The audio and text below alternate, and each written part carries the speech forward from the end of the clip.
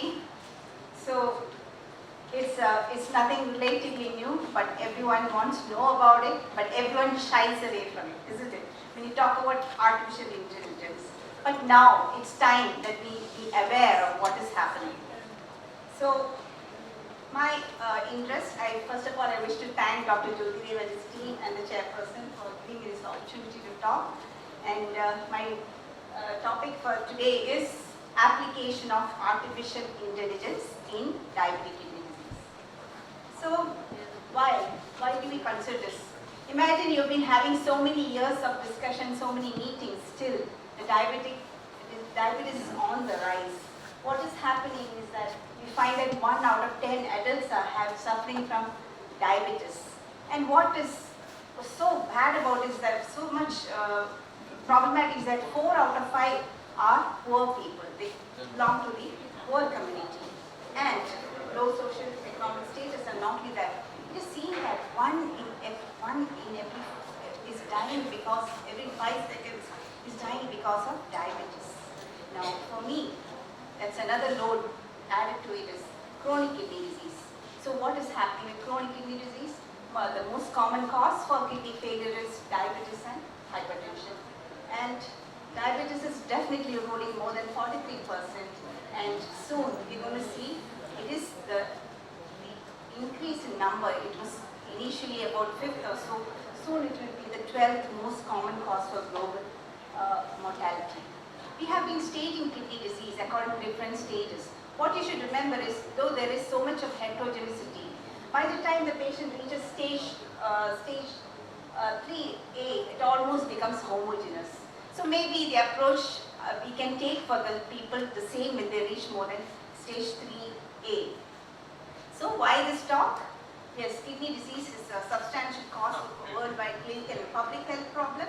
Acute kidney injury and chronic kidney disease causes high healthcare costs, poor quality of life, and serious adverse health outcomes like cardiovascular disease, kidney failure leading to transplant, infection, depression, and enhanced mortality. So, artificial intelligence is not something new as well. This word was coined by John McCarthy as early as 1956. But now the interest has come because we can integrate with whatever we are doing now. We know what is artificial intelligence, but we are still not sure. You must remember that this is Dreyer, who is currently the person in charge of data science in the Department of Radiology. He says that there are 4 areas. There are things that humans can do, but then we can try to automate. But there are tasks that humans cannot do, but we can definitely make the AI perform. But there are other aspects as well. There is human supervised AI work, or sometimes it has to be, you can also do autonomous AI work. So we know in different fields, application of artificial intelligence is there in education, in finance, government, whatever. But now we are looking at what is happening in the healthcare sector. And it is unknowingly and knowingly, we know it's deeply integrated in our daily life in various forms. So what is artificial intelligence? It is a branch of computer science which deals with making the machines automated. Just imagine starting to think like a human, and which can also take some decision on its own. So a branch of the artificial intelligence is what is called machine learning. There are a lot of branches. So in that you have that NLP, natural language processing, robotics, and computer vision, speech to text. So these are all newer branches. I'll be concentrating more on the machine learning part, where it is divided into 3 types of methods. That is the deep learning, the supervised, and the unsupervised. So what is happening now? We know we have got a lot of data. We know what is, once upon a time, it was all simple. A patient comes to our OP, we can just talk to the patient, and according to the symptoms, we used to treat the patient. It was mainly intuition, and that trust was there with our patient. And later came, now what we're following mostly is evidence-based medicine. But soon, it is going to be precision medicine, which is algorithm-based. Because we have a lot of data, we can collect about the molecular, so many things, the personal molecular profiles, our genetics, all this can be applied. And for each patient, we can personalize the treatment, and that is precision medicine. So, as a doctor, can I predict that whether my patient who is getting admitted will he develop future acute kidney injury? But remember, for this, we need a large data. And the data is more than lakhs, which we cannot do in our studies. Most of our studies will be complete, maybe having only 50, 100. Just imagine, this is a large data that they use, and they divide it into, you can train the data, you can learn from the data, and you train the data and you test it. And then with this, a model is formed. And with this model, I can say, within 48 hours, is my patient going to develop acute kidney injury? Or does this patient require dialysis? Or is he going to recover? How is it going to be? And I can have definitely alerts. Maybe a false alarm, so the alert is there. So for acute kidney injury, similarly for chronic kidney disease, just like Dr. Adi was talking about obesity. Can I predict my obese patient is he going to develop chronic kidney injury in the near future? So there are so many parameters that we have. Like if you think of diabetes, you have so many like glucose, lipids, we know, genetics, everything is there, we know all this. Still, our patients are increasing, isn't it? Has it decreased? You think over the years? In fact, it is increasing exponentially, isn't it? So that is the problem. Are we missing out? What is happening? Imagine we talk about predictive risk factors, we know that these are there, there can be patients developing rapid decline, that a patient may have some active, you have so many various variables to say, yeah, this patient, but then why is this happening? Can we do anything? Are we missing out? We know that even those with chronic kidney disease, in spite of our RAS blockade, we are finding that they are progressing to end-stage renal disease. We know patients vary from one to another. And are they utilizing our guideline-directed medical therapy? We know every patient is not uniform. We know they're not going to take the same treatment. So definitely there is an inter-individual variation in the response one taking which. So why not? So this is a study done by people across Malaysia, China and Singapore together, and they have done external validation has been done across 30 countries. Just like I said, they've taken all the data, a large data, and according to that, they have found a model. This is an equation. That's what they've done. With this urine microalbumin, whether the gender, the age, and the GFR, estimated GFR, not just creatinine, but the estimated GFR. So it is not enough now that we stick to knowing the estimated GFR. Maybe we can use this equation to predict, will my patient go to develop renal failure?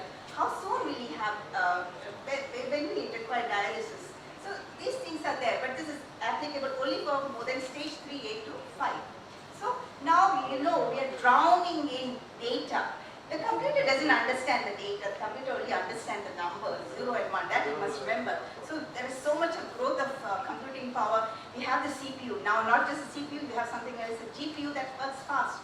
We have so much of advance and explosion of data.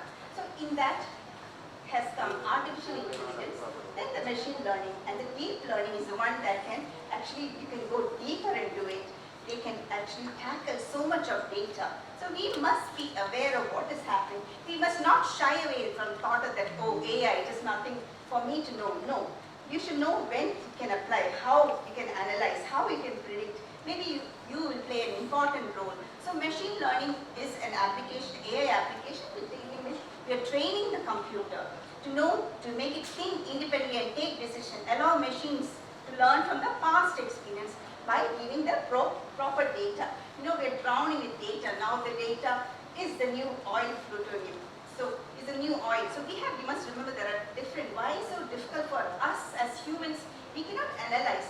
This structured data, yeah, we can to some extent get away with it. But what do you do with the videos, notes? The notes that we have been having for years that has been written, and we cannot analyze the notes.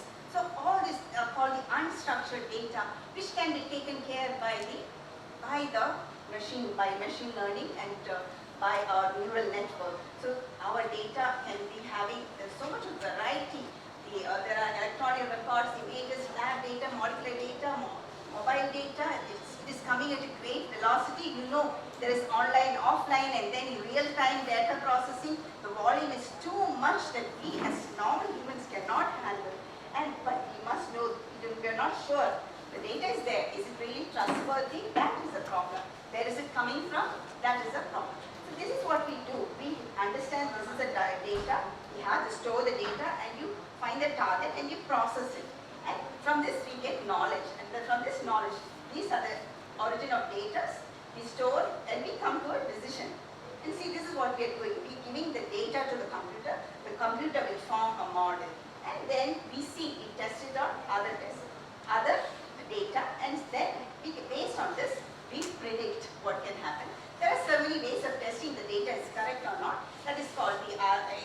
under curve and all that. So like this, with this equation can be formed. But for other video and everything, we need neural networks. So with the help of our machine learning and all, we can do prediction tools, we can make use of a diagnosis, treatment, pathology. So many things, and it can also help you in guiding the treatment. You can forecast what is going to happen to your patient. That is the idea. So machine learning has so many things to optimize, so many things. In the end, our aim is to improve. What is our aim? Improve the quality of care, but at the same time reduce the hospital charges. And what do? Don't think we are not. We are the most important. We are the important place as a domain expert. We tell them what is important, what is required. So it was a slow revolution. Now it is an exponential rise. Is the machine going to take over? That is a concern for everyone. Our aim is for increased efficiency, reducing human risk. It will help us in decision making and available. But of course, are we worried about unemployment, huge initial investment, dependency on machines, where they're going to soon lose, lack of creativity. The cost may be higher, we don't know. There's going to be lack of human touch, lack of common sense, lack of creativity. Maybe our brain is going to diminish. So the other robots going to take over. These are our worries. So whether it goes in the wrong hand, whether it cause damage. So there has been a lot of studies predicting events in the future of patients on CKD, whether they're going to hospitalize, whether they have when is the mortality going to occur. We can also understand what sort of medications, when you have to give the treatment, prescription, this can be decided. And there are certain patterns, different people, especially in our patients with dialysis, AB fistula, is this fistula going to develop any problem, complications? So to conclude, AI looks promising, especially in predicting the progression of chronic kidney disease, identifying those with high risk. We can make a lot of clinical decision making, and by utilizing the electronic records, we can detect early disease, facilitate intervention, timely intervention, and optimize. There's our main aim is to optimize. So consider this maybe not as an artificial intelligence right now. It is going to augment our patient care. That is what we need. At this moment, we need to care for our patient. So let us think of artificial intelligence to think it is at this moment as an augmented intelligence. It is going to help us to decide what is the next step, how we are going to help our patient for a better outcome. So this is what I don't want people to shy away. You should now start, you should gear up for the next generation. Don't shy away from the fact that your artificial intelligence is far away. You know things are happening day by day, even minute to minute things are changing. You are developing a lot of apps, AI apps. You can write your thesis within 1 day, within 1 minute. It is that fast how it is. So I want, if